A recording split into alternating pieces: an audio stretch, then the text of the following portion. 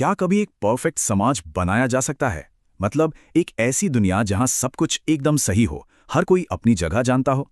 आज हम बात करेंगे महान दार्शनिक प्लेटो की और उनकी एक आदर्श राज्य बनाने की इसी अद्भुत खोज के बारे में।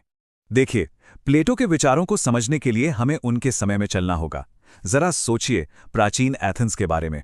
चारों तरफ राजनीतिक उथल-पुथल, करप्शन और लगातार लड़ाइयां। प्लेटो ने ये सब अपनी आंखों से देखा था और जानते हैं, इसी केओस ने उन्हें एक बेहतर दुनिया का सपना देखने के लिए मजबूर किया। उनकी जो सबसे मशहूर किताब है ना, रिपब्लिक, वो असल में इसी माहौल का एक सीधा जवाब थी। ये जो एक लाइन है ना, ये प्लेटो के पूरे राजनीतिक दर्शन का सार है।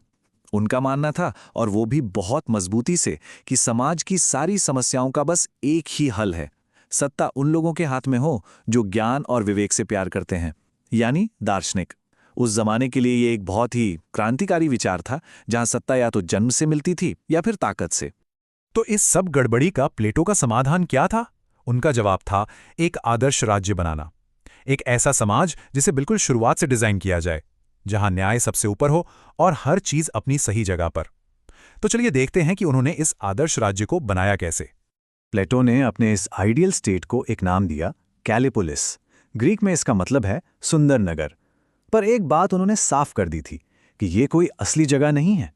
ये तो बस एक वैचारिक मॉडल है, एक ब्लूप्रिंट, जिससे हम अपने आज के समाजों की कमियों को माप सकें, उन्हें समझ सकें।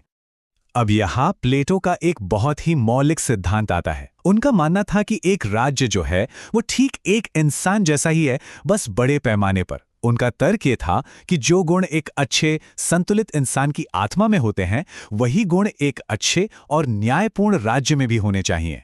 तो इसी सिद्धांत को लागू करने के लिए प्लेटो ने इंसान की आत्मा को 3 हिस्सों में बांटा: विवेक, साहस और वासना। और फिर बिल्कुल इसी तरह उन्होंने अपने आदर्श समाज को भी 3 वर्गों में बांट दिया। पहला, शासक वर्ग, जो विवेक से चलता है। दूसरा, सैनिक वर्ग, जो साहस का प्रतीक है। और तीसरा, उत्पादक वर्ग, जो समाज की बाकी भौतिक जरूरतों को पूरा करता है। प्लेटो के लिए न्याय का मतलब वो नहीं था जो हम आज समझते हैं, जैसे अधिकार या कानून। नहीं, उनके लिए न्याय का मतलब था सामाजिक तालमेल। जब हर वर्ग सिर्फ वही काम करे जिसके लिए वो बना है और दूसरे के काम में दखल न दे, तभी राज्य में सच्चा न्याय आता है। ये पूरी तरह से स्पेशलाइजेशन पर आधारित एक सिस्टम था। और अब हम आते हैं प्लेटो के सबसे प्रसिद्ध और शायद सबसे विवादास्पद विचार पर, दार्शनिक शासक। ये उनके आदर्श राज्य की नींव है, वो धुरी जिस पर पूरा का पूरा ढांचा टिका हुआ है। प्लेटो के दार्शनिक शासक कोई आम नेता नहीं थे, वो तो सत्य और ज्ञान के खोजी थे, जो हर तरह के स्वार्थ से बिल्कुल आजाद थे। और सबसे बड़ी बात, वो लिखे हुए कानूनों से बंधे नहीं थे। उनका विवेक ही उनका सबसे बड़ा गाइड था। प्लेटो को लगता था कि क्योंकि ऐसे शासकों का एक ही मकसद है, सत्य और अच्छाई, तो वो स्वाभाविक रूप से समाज के लिए सबसे अच्छा ही करेंगे। अच्छा, इन शासकों को भ्रष्टाचार से दूर रखने के लिए प्लेटो ने एक और भी चौंकाने वाला आइडिया दिया। उन्होंने कहा कि शासक और सैनिक वर्गों को न तो कोई निजी संपत्ति रखने की इजाजत होगी, न ही अपना परिवार बनाने की। मकसद, ताकि वे सिर्फ और सिर्फ राज्य की भलाई के लिए जिएं, न कि अपने निजी या पारिवारिक फायदे के लिए। लेकिन सवाल यह है कि आम लोग इस कठोर व्यवस्था को मानेंगे क्यों? इसके लिए प्लेटो ने उदात्त झूठ यानी नोबल लाई का सुझाव दिया। ये एक कहानी थी जो शासक समाज में फैलाएंगे। कहानी ये थी कि सभी नागरिक एक ही धरती माँ की संतान हैं, पर भगवान ने उन्हें बनाते वक्त उनकी आत्मा में अलग अलग धातु मिला दी। शासकों में सोना, सैनिकों में चांदी और उत्पादकों में पीतल या कांसा। इस झूठ को सामाजिक एकता बनाए रखने के लिए जरूरी माना गया। लेकिन ऐसा नहीं है कि प्लेटो की सोच एक जगह ठहर गई थी। जैसे जैसे उनकी उम्र बढ़ी, दुनिया का अनुभव बढ़ा, उनके विचारों में भी काफी बदलाव आया। उन्होंने अपने ही कुछ पुराने आइडियाज पर फिर से सोचा और उन्हें एक नई दिशा दी। ये बदलाव उनकी 2 प्रमुख किताबों में सबसे साफ दिखता है। अपनी जवानी की किताब रिपब्लिक में उन्होंने एक ऐसे दार्शनिक राजा की बात की जो कानून से भी ऊपर है। लेकिन अपने जीवन की आखिरी और ज्यादा व्यावहारिक किताब लॉज में उन्होंने अपना नजरिया बदल दिया।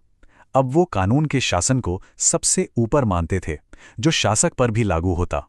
शायद अपने जीवन के आखिर में प्लेटो को ये महसूस हुआ कि किसी एक इंसान को, चाहे वो कितना भी बुद्धिमान क्यों ना हो, असीमित शक्ति देना खतरनाक हो सकता है।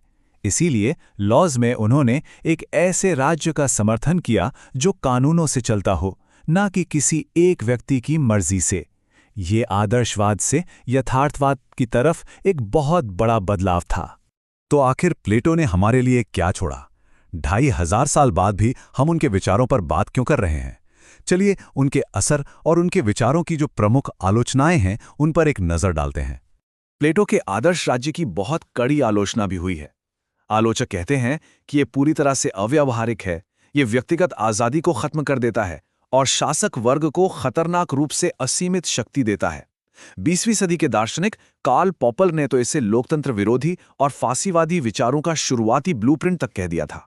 इन सब आलोचनाओं के बावजूद प्लेटो के प्रभाव से कोई इनकार नहीं कर सकता। ये कथन उनके प्रभाव की गहराई को बहुत अच्छी तरह से दिखाता है। उनके अपने शिष्य अरस्तु से लेकर आज तक पश्चिमी राजनीतिक दर्शन प्लेटो के विचारों के साथ लगातार एक संवाद में रहा है।